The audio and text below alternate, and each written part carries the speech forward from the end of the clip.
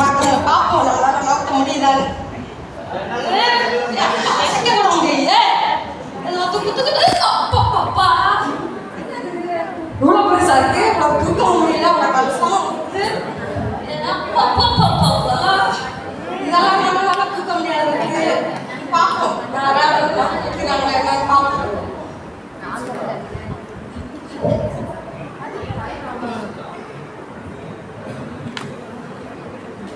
வீட்டில் வேற அழுக்கு துணி நிறைய இருக்கு, எடுத்துட்டு போய் துவைச்சிட்டு வரலாம். இங்க ஒரு நல்ல பெரிய கல் இருக்கு, பக்கத்துல தண்ணியும் இருக்கு. தண்ணியில நினைச்சு துணியை துவைக்கும்.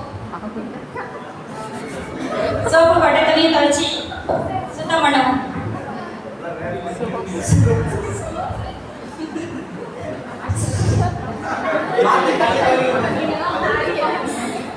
இந்த கமெண்ட் நாங்கள் எதிர்பார்த்ததுதான். அழுக்கே போகவே மாட்டேது.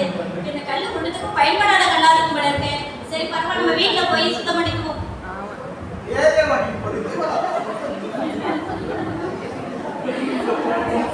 காலையே இவ்வளோ வெயிலா இருக்குது, வேர்க்குது. எங்கேயாவது உட்காந்தா தேவை, நிழல் கிடைச்சா தேவை. எங்கேயாவது இடம் இருக்கான்னு பார்ப்போம். கொஞ்சம் நேரம் உட்காந்துனாவது எழுச்சி போகலாம். தண்ணி இருக்கு போல இருக்கு, தண்ணி குடிச்சிட்டு உட்காந்து பார்ப்போம். நல்லா படப்படன்னு ஒரு கல் இடம் இருக்கு, உட்காந்து பார்ப்போங்க.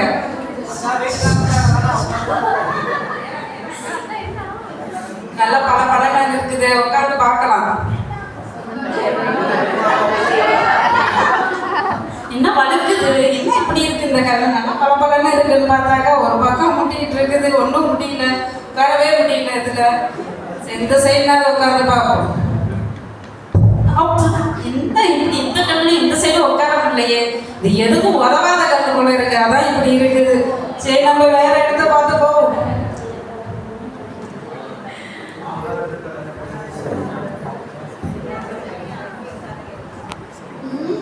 நமக்கு நல்ல கல்லு தேவையே. எந்த கல்லை பார்க்கலாம்? இது நல்ல கல்லா இருக்கே, நல்லாதான் இருக்கு. ஆமா, நல்லாதான் இருக்கு. சரி, நம்ம எடுத்து பார்ப்போம்.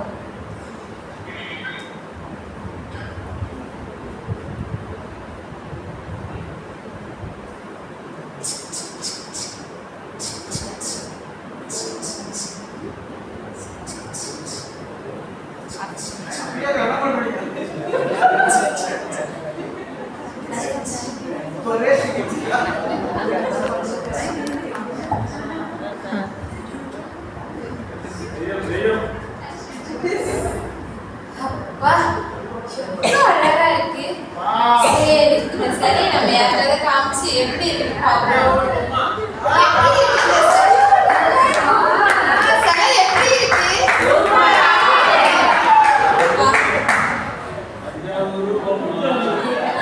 இதே போலதான் இது ஒரு கல்லுதான்.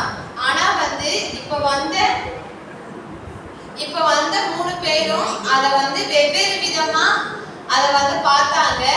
ஆனா அது யூஸ் இல்லை அப்படின்ட்டு போயிட்டாங்க. ஆனா லாஸ்டா வந்த அந்த சிற்பி மட்டும் அந்த கல்லை எடுத்து அதை வந்து சிலையா வடிவமைக்கிறாங்க. அது ஒரு சிலையா இருந்துச்சு.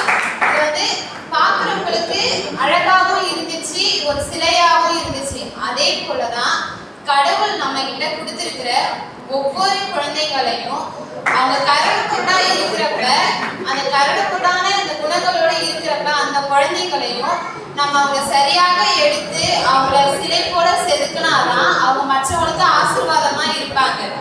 மற்றவங்களுக்கு ஆசீர்வாதமா இருக்கிறத விட நம்ம வந்து ஒவ்வொரு சிசுக்களையும் உருவாக்க வேண்டியது நம்முடைய கடமை. இதுதான் இந்த ஸ்கிட்ல இருந்து நம்ம கற்றுக்க